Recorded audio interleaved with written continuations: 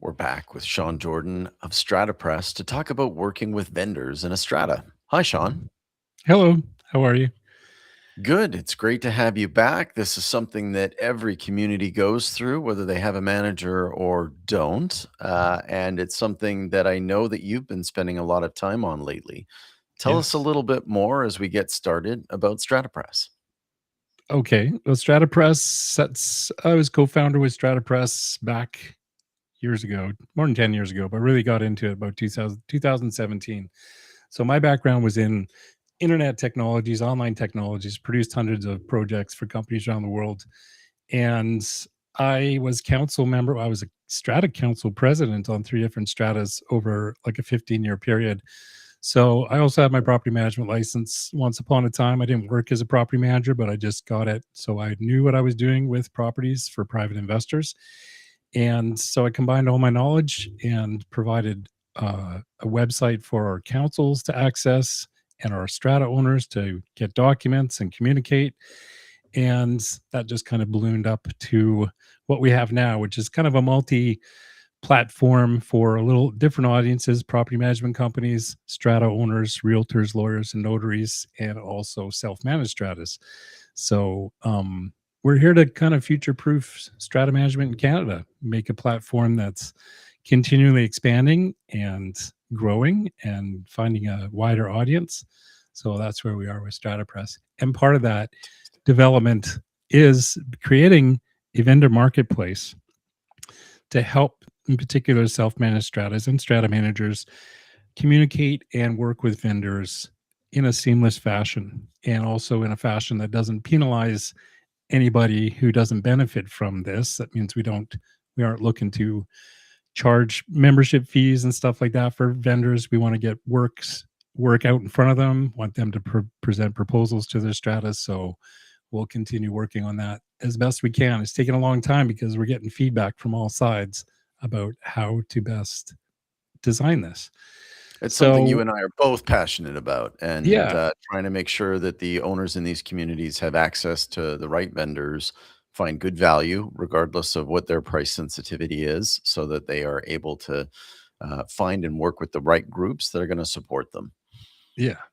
So working with vendors, the council is responsible for maintaining the property, and the way council selects, instructs, and communicates with vendors can make a difference between a well-managed project and avoidable problems. So our goal here is to help councils move from reactive decision making to a more organized, confident, and responsible approach to vendor management. So Fantastic. starting with the legal duties, um, so like I just mentioned, councils are there to manage common property. So Right. when something fails in the building, is the council being reactive, or is the council created a maintenance system that vendors can actually support? So the idea behind this, I'm still on number one. Sorry, I was talking over. Excellent. Yeah, that's okay.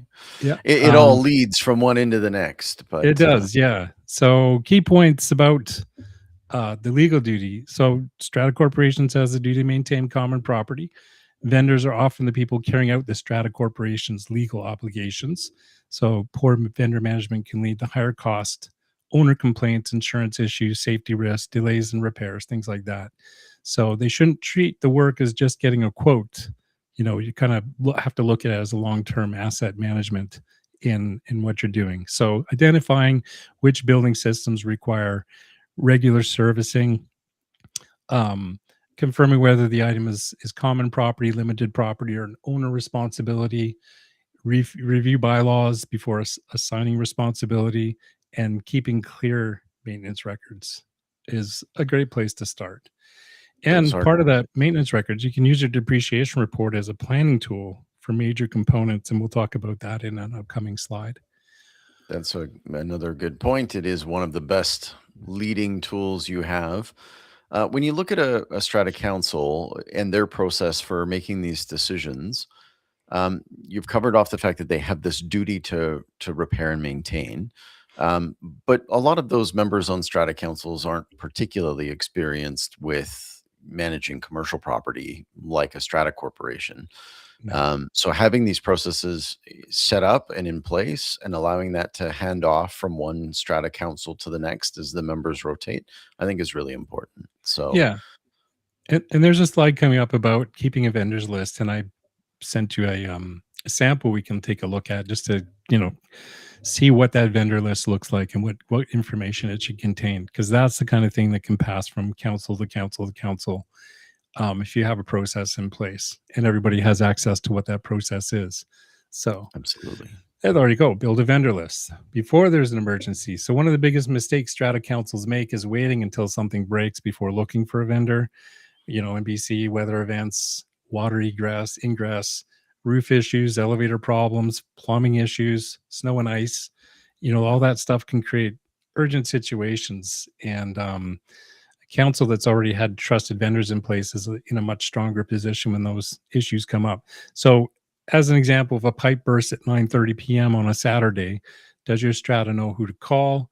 Who has the authority to approve the work? And what are the spending limits? So I created a little vendor list, just a sample one. Covers, the key points on it are, emergency vendor planning should be done before the emergency. It's the point of having this list.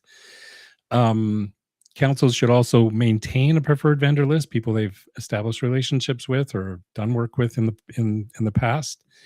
And that list should include emergency contacts, after hour numbers, service areas, specialties, things like that. And even have a backup. Identify a backup vendor just in case your preferred vendor isn't available, because they're not always available, especially in emergency. And part of that emergency planning is clarifying who has authority to approve emergency work. So plumbing issues, elevator issues, things like that. Sometimes people go on holidays, council members, maybe it's after hours, but you have to have somebody on council. Everybody should know who's got the authority to approve that emergency work and what kind of budget you're working with. So, the goal is not to have a vendor for everything, but to avoid panic decisions when time matters. So, I don't know. Do you have that list? Is that something you can bring up, or is that Yeah, separate? I do actually. We Just like a little 4-page. what I'm going to suggest is that we pull it up as our recap, because otherwise I'm going to interrupt the Okay, flow of this no problem. presentation. We'll take a But look at that. we'll also put that vendor list up as an attachment here for everyone. Yeah. So define scope. Define the scope of work clearly before asking questions. So many vendor problems begin with vague requests. They don't get enough information.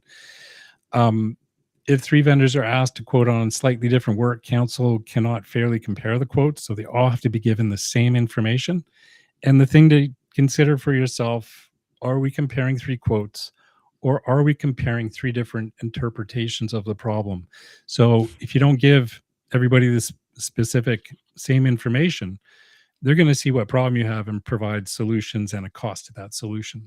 So in those cases, you're going to get different solutions because people are going to interpret the problem differently if they're receiving different information. So to be fair to the vendors, you got to make sure that the scope of work is clear, describes the problem, the location, the expected outcome of the work, access details, cleanup, disposal, if that type of work is required after the repair work's done, or any warranty work, things like that. So, and for larger projects, you may even need to go beyond just somebody doing the work. You may need to consult with an engineer first, or a consultant, depending on how big the project is. So that's the thing. Vendors can do the work. Sometimes you're going to need an engineer to design a solution and Absolutely. implement that. So a vague scope. You and I have been talking about vendors for a while now, and the different. I'm going to sort of define a bit of a difference. A tender is when you are asking for quotes for a clearly defined scope of work. That allows vendors to come back to you saying, I will perform the services you've requested for a specific price. And if you've got something that is more fluid or less certain, or it requires some consideration in terms of the scope or the materials being used, then I would say that's more of a request for proposals or an RFP process. And So you've kind of got your choice: straightforward and simple contracts where you've got a clear scope is a tender. If you're asking for their input on how the project should be scoped and what materials they should use, as in a roof, windows, siding, that sort of a thing, then it's probably more of an RFP. Right. Okay, that makes sense. That's clear. And I guess more often than not, I'm probably doing the RFP, request for proposal. And what you want to provide to the vendor is answering certain questions. So, what is the problem? Where's the work located? What results are expected? Are photos, reports, drawings, or prior invoices available for this work? Are Mhm. permits required? Yeah. Is there access restrictions? And is that does that access get cut off to owners and tenants if the work's being done? That has to be communicated with the residents, and that's a big part of this too, is communication with the residents about what work is going on.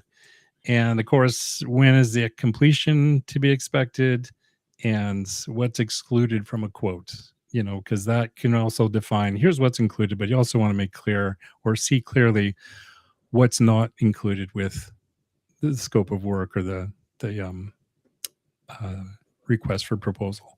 Absolutely. You're going to find sometimes that you get what looks like a really cheap quote, but then there's a whole list of extras that you're going to need as part of the total scope of the project. Right. So, Yeah. even just for awareness. Yeah. And I'm sure the vendors want to make it look affordable and be competitive and stuff. So the way it's worded, you got to look at the bottom line about, what's ongoing work. Maybe there's some ongoing work that has to be done weeks or months down, after the initial work is done, that type of thing. So Good point. we just really scope it out. Yeah, I mean the emergency situations are quite difficult, aren't they? Because you have less clarity and you have less time. So reactive is clearly putting you as a strata on the back foot. Unsurprisingly, those projects tend to cost quite a bit relative to the work that's being completed. And if you Yes. can be proactive about work, it's clearly in your interests. So Yeah. Yeah, exactly. And tackling work, seasonal work, like if you're going to do roof repairs, do it in the summer, not in the winter.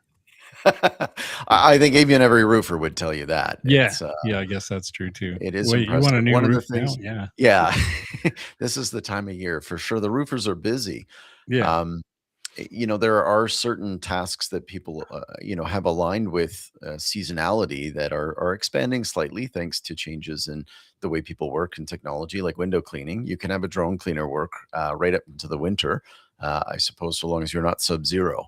So, there are some things that are now expanding, but seasonality is really important for anything relating to your envelope. Yeah. And maybe that was the point, is you can arrange to have the work done in the winter, like get your quote, get your whatever, but line up the work so that's being done in the spring or summer. You can plan that stuff ahead. You don't have to call because it's like April 1st. Now I got to call my landscaper. Let's get a quote. You can take care of that over winter months and have a starting date for the contract. But and then it doesn't leave it to last minute. And it also might be better to ensure you're getting the vendor that you want to work with and they're not Absolutely. booked with doing other jobs. Yeah. No, that's a great point because they do get busy. They do.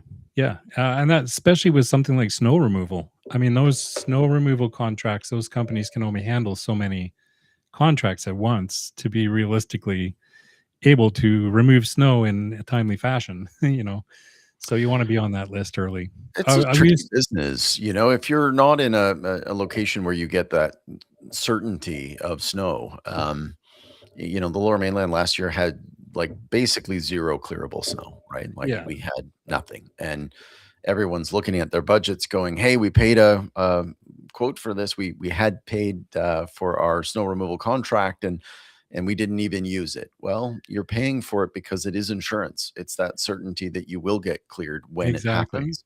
Yeah, And you've got to make sure that you are not unrealistic about the fact that all of those companies have to have enormous resources, um, physical in terms of having the plows and the snow clearing equipment when it's necessary, and then having the staff lined up. So there are real costs to providing insurance, if you will, just for Yeah. snow removal. And that's Yeah. something that's that we take for granted in the Lower Mainland because it comes and it goes. Other parts of this province, whether you be in the Okanagan or around Whistler, they have longer winter seasons, and I'm sure it's A lot a more snow. different process.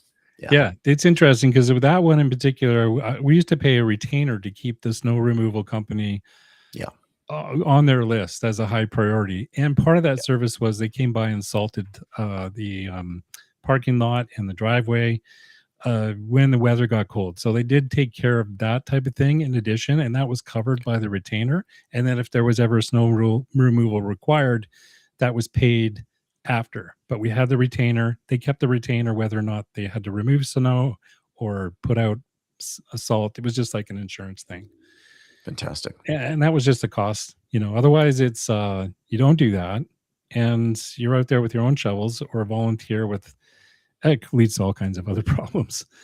But get It on that does. list, that one in particular, get on it early and because that stuff can't wait.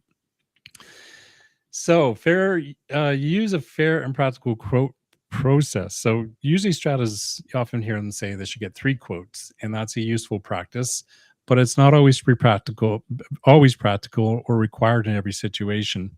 Mhm. You can ask yourself, when getting 3 quotes, is that good governance? And when does it become an unnecessary delay? Because it's going to take time to get those quotes. So you would do the quotes for larger projects, unfamiliar work, stuff you really need to get some feedback with, need discussion. Or if you're testing the market pricing just to see, it's a larger project, there might be a wide range of costs or solutions. But for small, urgent, specialized, or repetitive work, you don't necessarily need 3 quotes. You should Exactly. have some documentation on if you've used that vendor before and how was their work rated. You know, when you're getting 3 quotes, you don't always want to choose the cheapest because it's not always the best quote or doesn't have the best value. You got to consider experience, availability, their insurance, warranty they may offer, what safety practices they have in place, ask for references. How do they communicate, with your Strata? Maybe they're using, hey, we use WhatsApp or they use this or that. I mean, email only or whatever. So, and are they even familiar with your strata building? Have they worked there before? Have they worked with similar buildings? It depends on the type of work you're asking them to do, but the type of building you're in can matter. Do they have experience with that? Is it a tall building or short? Do they have the necessary equipment to do the work? Those type of things. So the vendor, in talking with them, can help diagnose the problem and say, yes, we can do that type of work, or no, we don't have a ladder that goes up that high, so we can't, or we have to rent a boom or something, and that's going to cost extra. Yeah. So checklist on this one, give all the vendors the same information, make sure the scope is clear, make sure deadlines are outlined, where exclusions you reviewed, what they won't exclude and should those be included. Make sure they're including their taxes, any costs for additional permits. If there's a cleanup cost after the work's done, is there a warranty and is that included? And, in some cases, there may be some extra work where you have to say, do you have an hourly rate? Because we're going to actually ask you to do this as well after the scope is completed. Ask for hourly rates if there is extras that are required. So I think this is fantastic. And I'd say one of the advantages of what you're putting together with your vendor marketplace and what we've talked about internally with Zero Building Services is trying to ensure that you've got the right vendors available for these communities using your experience and ours about who has previously done this work and kind of at what price and value point they typically operate, because you don't want to create a race to the bottom here. You don't want always the cheapest quote. If you've got a landscaper that you have used for many years and you're comfortable with them because they've provided good value for your community, a cheaper quote isn't necessarily the motivation that you want to make a change. no. You may find that you're not happy when you make a change purely for price, because of course price is what you pay and value is what you get. Yes. Good. That's a great one. Thanks, Sean.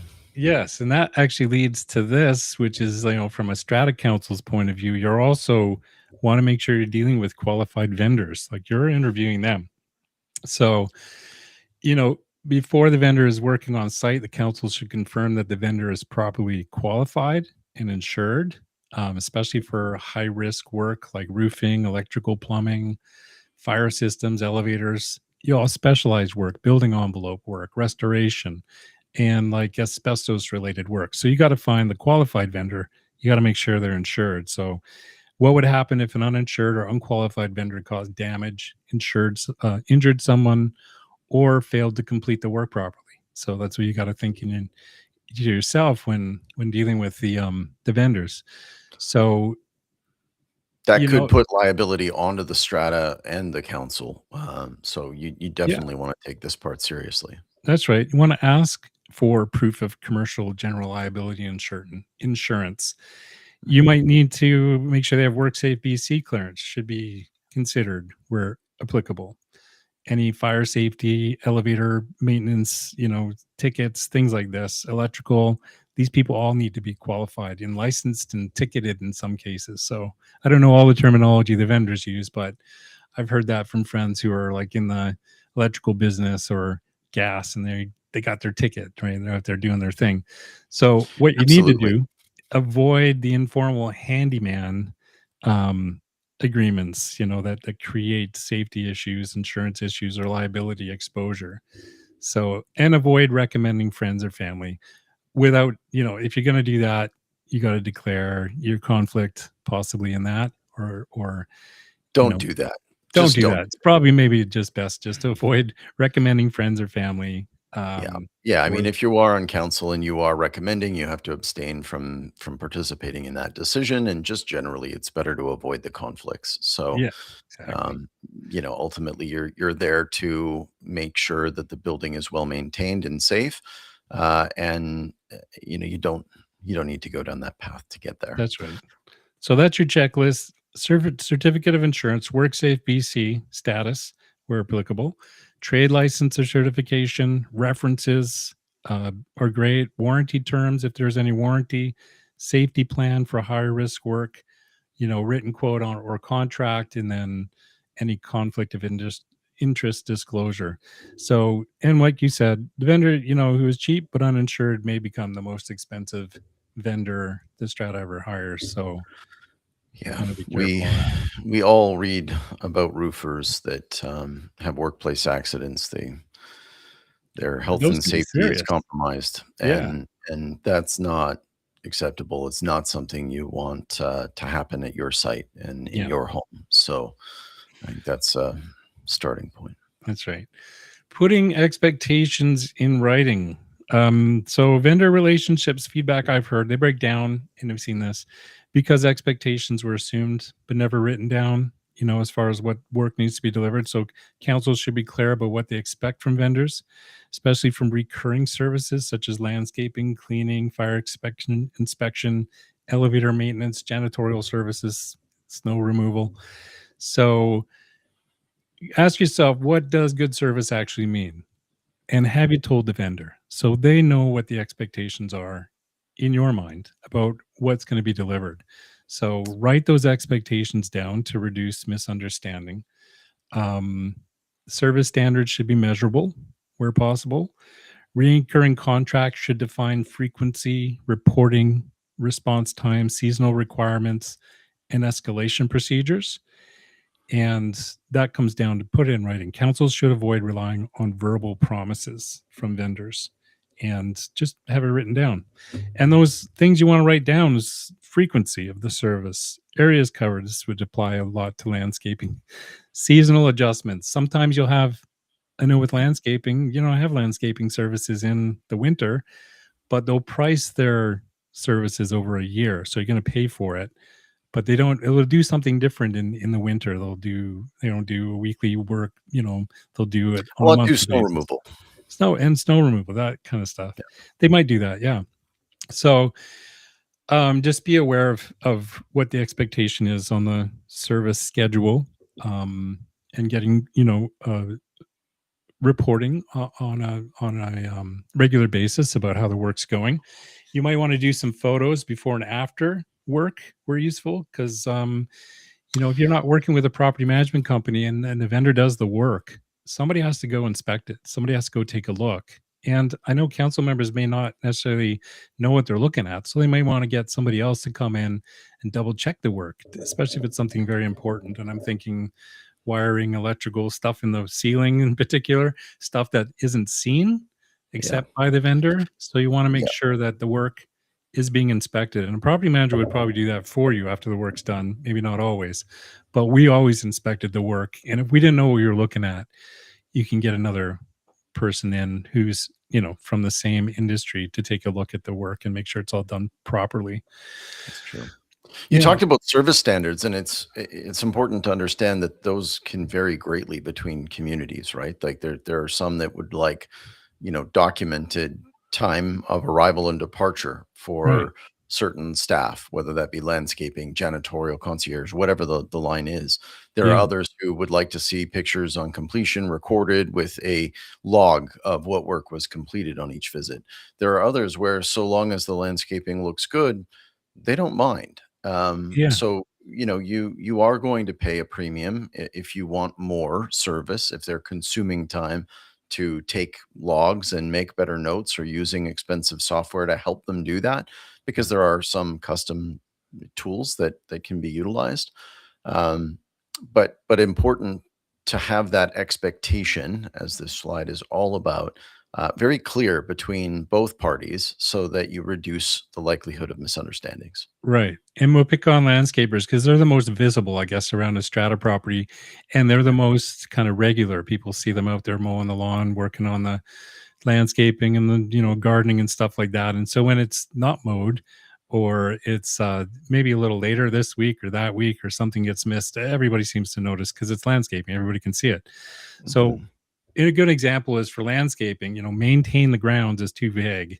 The better expectation would include mowing frequency, pruning schedule, irrigation checks, leaf removals, snow and ice responsibilities if it's applicable, reporting any damaged plants and identifying drainage concerns.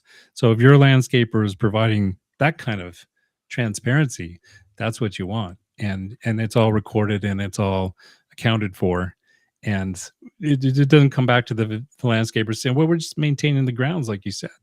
We don't know what that means. What is it? Maintain the grounds? It's too vague. So you want to have some real deliverables there. Very clear deliverables, and in line with those deliverables is having a dedicated point of Hmm. contact for each vendor so that they know who it is that they're responsible for.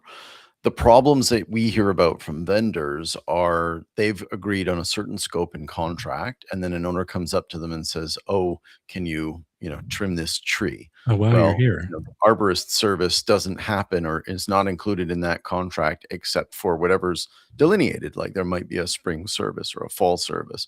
Right. So you can't have owners giving separate instructions um, to those that are executing the work. You've got to have that single point of contact work with the vendor to bring up anything that is a potential concern and ensure that you've got the right communication channel. Right.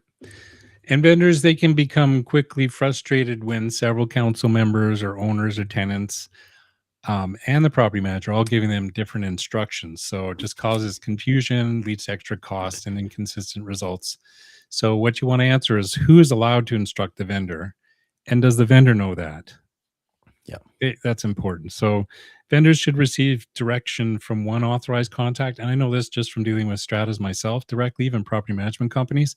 It's much easier for me to help them when I have a single point of contact so that I'm not wondering like who should I talk to and then they forward it to somebody else and this and that. But for a vendor, it's very important for them to understand who's providing instruction and they're the ones they should be talking to. So one authorized contact. It could be the strata manager, council liaison, building manager, whatever wants, but decide on that internally before instructions are sent to the vendor. And yeah, one owner should report concerns through the proper channels, not directly to vendors. So if they have an issue with what's going on, they need to talk to a council member about it, not directly with the vendor. Um, and then you should tell your vendor that not to accept instructions from unauthorized individuals. So keep it straightforward. name the authorized contact, define spending limits, define who approves extras on the spending, use written instructions, not verbal, keep council copied and track open items, and record decisions in the minutes of your meetings. So those are some of the tips. It's a communication thing, which most of this really comes down to is communication, whether you're writing out the scope of work or the request for proposal or dealing with the vendor on site. It's all communication's a big part of it and who you should talk to. Very much so. I think that's great. Yeah. There you go. Manage communication with owners before, during, and after vendor work.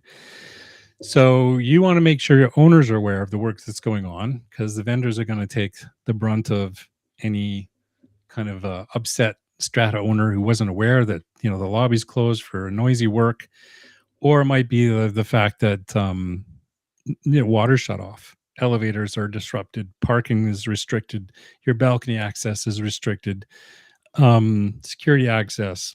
I mean, all this stuff can create real complaints if communication is poor. So as a Strata council, you got to ask yourself, do owners get enough notice to cooperate? Or do they only hear about the vendor work when it inconveniences them? Yeah. So communication problems are the root of most of it. You got to make sure your owners are aware of the work that's being done, well in advance, especially if it's a major project. Keep them in the loop. Don't overpromise or compromise completion dates. There might be weather delays, supply chain delays, even your engineers, maybe their accessibility is restricted, maybe they're busy. So you want to keep everybody up to date on changes as well. So best idea is communication should be centralized either through a portal you can communicate with the owners through, or somewhere where all the owners, a posting board or somewhere else, the parkade or elevator where most of your owners will see that information. And just outline to them what work's being done. Why is it being done? When will it happen? Which areas will be affected? What do residents need to know? Is suite access required? Will water, power, elevators, anything like that be interrupted? And if there's a problem, who should the residents contact? So these are all the issues you got to kind of think about when doing a major project. This could be including stuff that takes days: painting, roofing, plumbing work, balcony work if it's being done across all the balconies, parkade membrane work, things like that. Because a lot of that can be very disruptive. There Yeah, there are things where a single notice is all that's required. You've got an exterior window cleaning service happening on a certain date. As a courtesy, you're letting your ownership group know. And then there are those that you're describing here where they're going to be impacted. They could lose supply of water. They could find themselves without power or access. Those disruptive works really need multiple points of communication and collaboration that's right. between those that are organizing the work and those that are going to be affected by it. Yeah, especially like elevators. If somebody's on a high floor who has mobility issues, it requires an elevator, and then one day it's out of service. If it's emergency, that's different. But if it's a planned maintenance, everybody should be aware so they can make arrangements. Good point. And again, communication transparency helps to build trust, and Yeah, that makes it easier for your owners and for your vendors to get through a project, big or small. right. So number 9, use the depreciation report to move from reactive repairs to planned vendor management. So the depreciation report is not just a document for the AGM package. It's a planning tool that helps stratas prepare for repair, maintenance, and renewal of common property and assets over a 25 or 30-year period. So, and all stratas over 5 units must obtain a depreciation report now. So Yes. is the depreciation report just sitting in a folder, or is your council using it to plan vendor work? So it can be used. Council should identify upcoming projects before they become urgent. You can do that with the depreciation report. Some of the major components in a depreciation report may require specialized consultants before you work with a contractor. So you got to consider that. It's more of a long-term planning thing. And if with the long-term planning helps avoid rush decisions, because we know from start to finish with a depreciation report could, 6 months to a year from when it's like, we need to get one, you vote on it, allocate a budget, pick a company that's going to provide you a quote and do all that stuff. And then the actual engineering work and the putting the report together takes time as well. So long-term planning with this one, but it also helps map out what you could be doing over the next 5 years, not just over the next 6 months. So, True. yeah, it should be reviewed. The report should be reviewed annually by council, not just every 5 years. You should look at it a lot. Yeah, absolutely. And then the maintenance The engineers history. don't have a crystal ball. Like, they did not know exactly when there was going to be a problem, but they are very good at using their actuarial numbers and predictions and their experience to map out the approximate timing and cost for you. So if you've got something in your depreciation report over the next 5 years, this is something that you as a strata council, together with your manager, if you have one, should be discussing with the depreciation report author and ensuring that the work that's within that tactical horizon is planned and not just a theoretical. Beyond 5 years, the life expectancy of any given capital asset could vary. And in that 5 year horizon, it's highly likely that you're going to be able to map something out. And that's a great guideline for you. So, from what I've heard from the engineers and what I hear from those obviously on Strata Council and working in Strata management, the more advanced you are, the more prepared you are to take advantage of the guidance that you've been given here, the smoother it's all going to go for your ownership group. Right. And the depreciation report will actually, working with your budget, it'll help you plan these events better. These maintenance and repairs and working with vendors. So a strong vendor strategy connects your annual budget, your contingency reserve fund planning, your depreciation report. Take a look at your maintenance calendar, and then just make sure you're communicating all that to the owners. But having that working together, depreciation report, your budgets, your contingency reserve fund, you can plan for the costs ahead of time, as well as the work that's required from the vendor. So, and also keep track of the history of work that was done that relates specifically to the depreciation report. So the work's been done and the depreciation report's been followed, because you're not always going to be on council. So the next council needs to know, oh, looking at depreciation report, we need to do this. Well, they might be looking at something that was already done. Maybe if they're new to the building. So you want to make sure you have a good maintenance record to compare with your depreciation report. Good point. And your depreciation report author is going to want to see that when they do their update as well. Right. So those logs are important. That's a good point, because they do have to update it. So they will update it with all those things considered. Just for everyone's knowledge in BC, as of July 2026, every strata over 5 units has to have a depreciation report that is 5 years or less old in the Lower Mainland and Capital Region District. And outside of those areas, the rest of BC, it's July 2027. So everyone should be on this 5 year cycle. I have it on good authority from several engineers that many stratas are not going to meet the deadline, but hopefully they've got it queued up or in progress. If you haven't, do it now. You are too late. And this is going to start to impact your ownership group, because when you attempt to have a resale in that unit, the buyer is going to be expecting that document to be available. It is required now. So just a couple of extra notes, given the timeliness of this topic. Yeah. True. Absolutely. Okay. And finally, as mentioned earlier, review performance, document problems, and know when to change vendors. So vendor management doesn't end when the invoice is paid. The council should regularly review whether the vendors they're working with are meeting their expectations. So keep your good vendors, retain them, treat them professionally, and those with poor performance, should be addressed early. Documented if there's problems with the work they're doing, especially if it's that repeated work, like tends to happen with my experience with landscaping and janitorial work. It always starts out excellent, but over, after a year or so, things start getting missed. Things start getting skipped.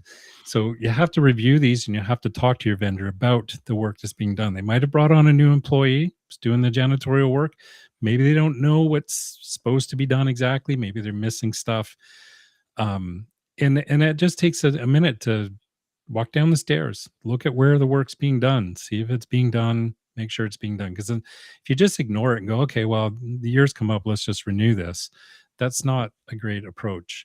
That's coming down to, are we managing vendor performance, or are we simply renewing contracts? Because that's what the Strata's always done. So you want to look at the work being done and make sure that it's meeting your expectations. So, and you can distinguish between a one-time mistake and a pattern of poor performance, Good just point. by doing inspection. 1 week, okay, well, they missed this stairwell this week. I won't make a deal about it. Come back next week. Is it done? Or maybe it's not done. Now it's been 3 weeks. So you want to make sure you're not calling them impulsively and in changing or scope of the work and things like that. You want to make sure that, hey, I have some real issues with the work that's being skipped. And in fairness, not every task needs doing every week. Windows need No. doing every so often. Dusting needs doing every so often. Right. Stairwells are probably a less frequent activity than cleaning the lobbies and hallways. Right. But you want to make sure that you are monitoring it and not allowing a lack of performance to turn into a future dispute, or to allow owners to get frustrated with things. Right. Somebody is going to notice, Yes. and you want to make sure that you've got vendors that are responsive and upholding their end of the contract. Right. And you can, check it yourself if you're on council. Just take a walk around the property or take a look at the landscaping. Here's the practical checklist. Was the work completed as agreed? If there's a problem, was the vendor responsive? You want to make sure that you're being charged properly. So make sure you're checking the invoices as well, not just the work, but are they charging you as agreed upon? Or are they adding more or less? What extras are being approved before being charged? Things like that. That's, comes down to No, communication again. if someone is curious about the performance, the cost of a vendor, Eli Report has a special annual benchmark report tool for Strata Council members and for Strata managers that will benchmark these things for them and give them a scorecard for their community, and help them see where they may be paying more than their closest peers for certain work. And so, if you are in a position where you're not sure whether you're getting value, or you want to evaluate your strata and how it looks, that tool is available to you. You can join us at Eli Report and request one on your checkout if you are a Strata Council member or a Strata manager. Awesome. So, yeah, it's just something that relates to this, when to change vendors, that might help you think about whether or not you're getting value. Right. And to look like the hero on council, if your council has to show owners how it's selected, instructed, supervised, and reviewed vendor work, do your records clearly tell the story? And is it a reasonable story? Because owners are going to want to know. If you chose this vendor and things went sideways, how did we get to this point? Or we chose this vendor and things were fantastic. How did you get to that point? Just document that kind of process with each of your vendors. Keep track of the work they're doing and review their contracts on a regular basis if it's not just a one-off. And where services or projects are much larger, consider that you might have to consult an engineer or somebody who specializes in that type of repair or work being done before hiring a vendor to actually do the work. So those are my practical tips. I love those tips. Those are good ones, Sean. Mhm. Thank you for that. I know that you've got some tooling for vendors coming. Anyone that's interested in getting to learn more about StrataPress, go to stratapress.com and book a meeting with Sean. There's the Yes. URL on your screen Tell you now. all about it. Walk you through everything we got. All about it. Yeah. So there are a few other things that I'd like to kind of cover with you today. You had mentioned having a sample vendors list, so I'm going to bring that one up for everyone's benefit now, Great.